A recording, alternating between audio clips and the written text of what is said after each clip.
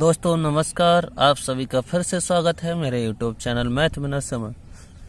तो चलिए आज दोस्तों हम लेकर आए हैं कक्षा 9th की प्रश्नावली 2.1। इससे पहले हम कक्षा 9th के लिए इस चैप्टर का प्रस्तावना दे चुके हैं, जिसमें आपने सीखा था बहुपद होता क्या है, बहुपद के प्रकार क्या होते हैं, तो उसी आधार पर गुणांक क्या होते हैं, उसी आधार पर कुछ प्रश्न हैं जिन्हें हम सॉल्व करने की कोशिश करते हैं। तो चलिए दोस्तों अपने पहले प्रश्न की ओर। हमारा पहला प्रश्न है, निम्नलिखित व्यंजकों में कौन कौन एक चर में, देखिए दोस्तों क्या पूछा है, कौन कौन एक चर में बहुपद और कौन कौन नहीं है, कौन कौन है और कौन कौन नहीं है, कारण के साथ उत्तर दीजिए। पहले तो आप चर समझ लीजिए, चर क्या होती हैं, चर राशियां। यहाँ हेडिंग डाल देता हूं मैं, चर राशियां, चर क्या होते हैं। तो चर की बात करें दोस्तों,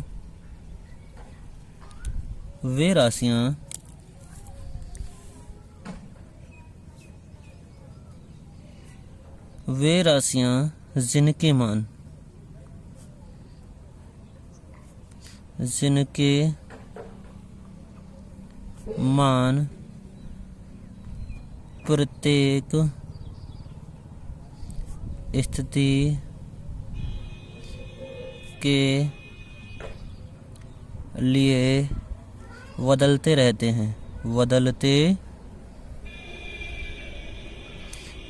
हैं, वे राशियां जिनके मान प्रत्येक स्थिति के लिए क्या है दोस्तों, बदलते रहते हैं। जैसे मान लीजिए मैंने कोई x चर है, इसमें क्या है x + 1 = 4। जैसे इसे सॉल्व करेंगे, 1 उधर ले जाएंगे तो x बराबर आ जाएगा 3। मैंने कहा x - 1 = 4, तो x इसे सॉल्व करेंगे तो x बराबर आ जाएगा 5। देखिए दोस्तों यहाँ आपको एक चीज़ दिखाई दे रही होगी कि चर ये भी x है और ये भी क्या है, x चर है, लेकिन इनके दोनों के मान क्या हैं, अलग अलग। एक बार 3 है, एक बार 5 है। तो ये राशियाँ क्या हैं, चर राशियाँ, क्योंकि इसके मान क्या है, प्रत्येक स्थिति के लिए क्या हो रहा है, बदल रहा है। तो चलिए दोस्तों इतनी बात आप समझ गए होंगे। अचर राशियाँ वे होती हैं जिनके मान निश्चित होती हैं, जैसे 2 एक अचर राशि, इसमें हम कोई चेंजिंग नहीं कर सकते। तो चलिए हमारा पहला प्रश्न क्या है, 4x² - 3x + 7 क्या एक चर में बहुपद है। यस, एक चर का मतलब हर जगह चर है वो सेम है पूरे बहुपद में। एक चर का मतलब जो चर है वो पूरे बहुपद में क्या सेम है। तो देखिए दोस्तों यहाँ भी x है, यस, यहाँ भी क्या है दोस्तों, x है। यहाँ अगर दिखाई नहीं दे रहा हो तो यहाँ भी क्या है दोस्तों, x है। तो ये क्या है, पूरा बहुपद किसमें पूरा बहुपद क्या है, केवल एक ही चर में है, x में। किसमें है दोस्तों, एक ही चर x में है। तो ये हमारा कैसा होगा, क्या लिख सकते हैं, दिया गया बहुपद एक चर में है, दिया गया बहुपद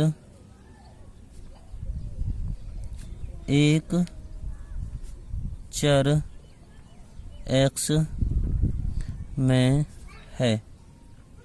बस इतना हमारा प्रश्न का आंसर है। समझ में आया होगा, नहीं अगर आया तो कमेंट करिए। दूसरा है y² + √2। बताइए ये भी क्या हमारा बहुपद है, वो कैसा है एक चर में है क्या। यस, क्योंकि इसमें भी कितने चर हैं दोस्तों, एक चर है। कितना है, एक चर। यहाँ भी y है, यहाँ पर भी लिख सकते हो y⁴। तो देखिए दोनों जगह क्या हो जाएगा, हमारा एक ही चर हो जाएगा। चर क्या है, वो y है। चर तो बदल गया लेकिन है कितना, एक ही चर है। तो देखिए दोस्तों इसे हम लिख देंगे, वही दिया गया बहुपद एक चर में है, दिया गया बहुपद एक चर y में है। इतनी बात समझ गए दोस्तों, बस इतना ही आंसर है इसका। अगला देखिए, आपने पीछे पढ़ा था, इससे पिछली जब वीडियो में मैंने कराया था, पॉलिनोमियल क्या होता है। अगर मान लीजिए कोई इस रूप का कोई पद है, px = a0 x0 + a1 x1 + dash क्या था an x⁴n। ये अगर कोई बहुपद है तो हमने क्या बताया था दोस्तों, यहाँ n बराबर क्या है, पूर्णांक है। n बराबर क्या है, पूर्णांक है। लेकिन यहाँ देखिए दोस्तों, तब ये क्या कहलाएगा, बहुपद कहलाएगा। तब ये क्या कहलाएगा, बहुपद कहलाएगा। लेकिन यहाँ देखिए दोस्तों, यहाँ क्या कह रहा है, 3 प्लस करड़ी टी यानी √2 प्लस t √2। तो यहाँ देखिए दोस्तों, जो हमारा चर है उसकी घात कितनी है, क्या पूर्णांक में है, उसकी घात क्या पूर्णांक में है प्रत्येक स्थान पर? नो दोस्तों, नहीं है। क्यों नहीं है? क्योंकि यहाँ पर जो √2 है, रूट का मतलब जैसा कि दोस्तों आप जानते हैं, अंडर रूट का मतलब होता है 1/2 घात। तो ये दोस्तों क्या है, 1/2, ये क्या है, एक परमेय संख्या है। क्या है दोस्तों, परमेय संख्या है। तो ये हमारा क्या पूर्णांक तो है नहीं, और जब पूर्णांक नहीं है, हमने पढ़ा है n क्या होना चाहिए, पूर्णांक, तभी क्या कहलाएगा, बहुपद। तो इसलिए क्या होगा, बहुपद नहीं होगा, बहुपद नहीं है, क्योंकि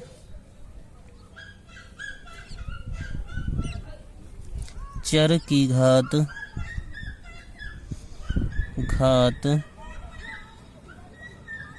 एक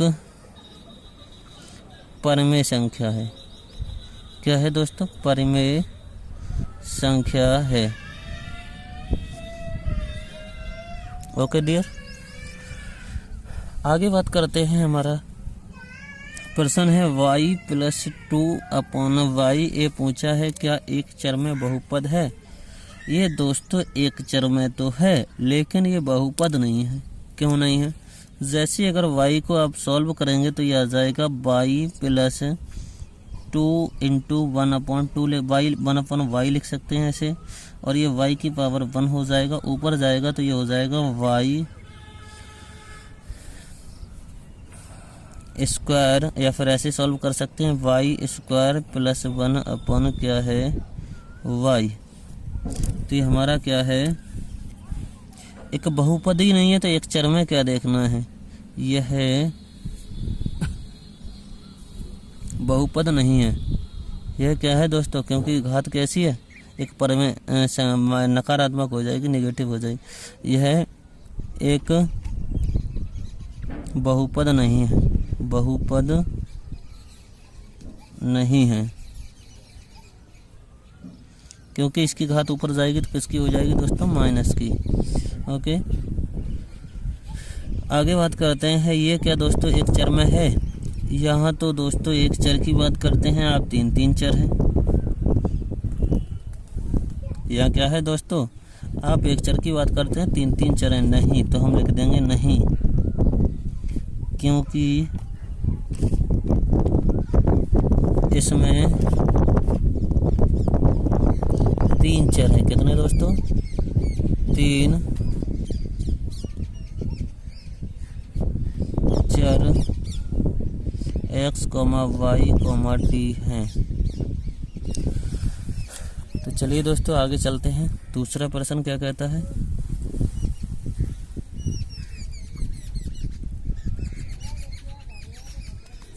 हमारा प्रश्न संख्या 2 कहता है दोस्तों,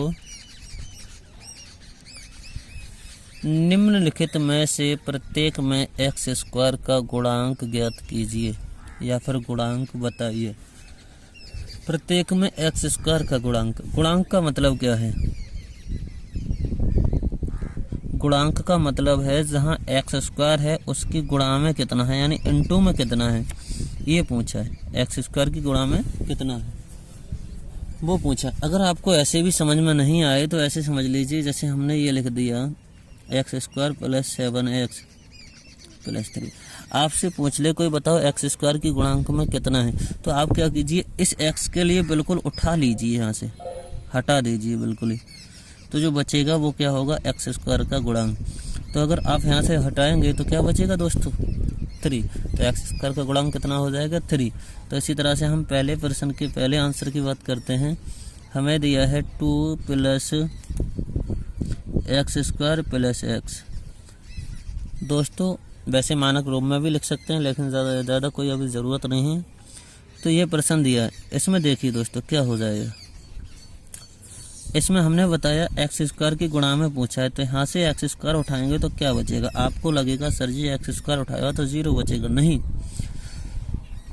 अगर बताइए एक्स स्क्वायर में मैं 1 से मल्टीप्लाई कर दूं तो कोई फर्क पड़ेगा नहीं, क्योंकि एक्स स्क्वायर का क्या रहेगा दोस्तों, एक्स स्क्वायर ही रहेगा। तो यहाँ पर जैसे ही मैं 1 करूँ यानी 2, ये बराबर हो जाएगा 2 प्लस एक्स स्क्वायर गुणा 1 प्लस एक्स। दोस्तों अब ऐसे उठाइए तो क्या बचेगा, तब बचेगा क्या, तो यहाँ पर एक्स स्क्वायर का जो गुणांक बचेगा, गुणांक वो कितना होगा, गुणांक कितना होगा, जब एक्स स्क्वायर वाला पद उठा लेंगे आप तो बचेगा 1 होगा। तो जहाँ आपको एक्स स्क्वायर का कोई गुणांक ना दिखाई दे तो वहाँ हमेशा क्या मानना है, 1। ओके, सेकंड प्रश्न है 2 minus x square plus x cube. हमने बताया जहाँ आपको क्या नहीं दिखाई दे, कोई संख्या नहीं दिखाई देती है, वहाँ चिन्ह के साथ क्या ले लेना है, 1। तो ऐसे लिख सकते हैं 1 एक्स स्क्वायर प्लस कितना, एक्स क्यूब। यहाँ पर देखिए तो एक्स स्क्वायर का गुणांक कितना बचेगा, एक्स स्क्वायर का जैसे ही आप एक्स स्क्वायर को उठाएंगे तो यहाँ से बचेगा माइनस का 1 का गुणांक -1 होगा, माइनस। देखिए दोस्तों अभी भी आपको अगर समझ में नहीं आ रहा है तो क्योंकि हमारा बहुपद पूरा किस में होता है, प्लस में, तो इसे प्लस में लिखेंगे तो इसको लिख सकते हैं -1 एक्स स्क्वायर प्लस दोस्तों एक्स क्यूब। तो अब समझ में आया होगा आपको, एक्स स्क्वायर उठाते ही क्या बचेगा, माइनस का 1।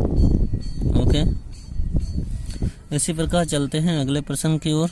थर्ड हमारा प्रश्न है π/2 एक्स स्क्वायर प्लस एक्स। बस एक्स स्क्वायर का गुणांक पूछा है तो क्या करना है दोस्तों, बस एक्स स्क्वायर को उठा लेना है। तो यहाँ से जैसे ही इस एक्स स्क्वायर को उठाओगे तो क्या बचेगा, तो ये बचेगा π/2 प्लस एक्स। तो जो शेष बचता है एक्स स्क्वायर हटाने के बाद उसी पद में वही क्या होता है, एक्स स्क्वायर का गुणांक, तो यहाँ हो जाएगा π/2 होगा। ओके दोस्तों, इसी तरह से अगला प्रश्न है √2 एक्स। ये प्रश्न आपको दोस्तों परेशान कर सकता है, -1। ये दोस्तों आपको परेशान कर सकता है क्योंकि ये बहुपद है, वो क्या है, बहुपद का जो मानक रूप होता है वो होता है ax square plus bx plus क्या c।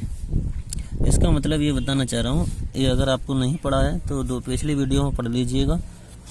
यानी जो बहुपद होता है वो चरों की घातों की क्या होता है, घटते क्रम में। तो इसी को अगर लिखना चाहें तो हम इसको ये भी तो लिख सकते हैं 0 एक्स स्क्वायर प्लस √2 एक्स -1। ये एक्स स्क्वायर 0 एक्स स्क्वायर क्यों लिखा, क्योंकि 0 एक्स स्क्वायर की जब आपस में गुणा करेंगे तो ये हो जाएगा 0। तो इसलिए यहाँ से निकल आएगा जो एक्स स्क्वायर की गुणा में क्या होगा दोस्तों, ये बताओ, इसमें लिख सकते हैं। अगर नहीं समझ में आया तो ऐसे लिख लीजिए। बताइए, इसको मैं लिख सकता हूँ 0 प्लस, अगर 0 इसमें जोड़ दें तो कोई फ़र्क पड़ेगा क्या, नहीं। और हमें पता है 0 को ऐसे लिख लें तब कोई फ़र्क पड़ेगा क्या, 0 एक्स स्क्वायर √2 एक्स -1 नहीं। तो हमारा यहाँ से एक्स स्क्वायर का गुणांक कितना हो जाएगा दोस्तों, 0। एक्स स्क्वायर का गुणांक कितना होगा, क्योंकि एक्स स्क्वायर जैसे ही हटाओगे तो क्या बचेगा दोस्तों, 0 का गुणांक क्या होगा, 0 होगा। ओके दोस्तों, तो हमने देखा अभी 2 प्रश्न देखे थे। इसके बाद इसमें शायद 3 प्रश्न और बचे हैं जिन्हें देखते हैं अगली वीडियो में। तो दोस्तों आज के लिए यहीं तक, तो चलिए चलते हैं।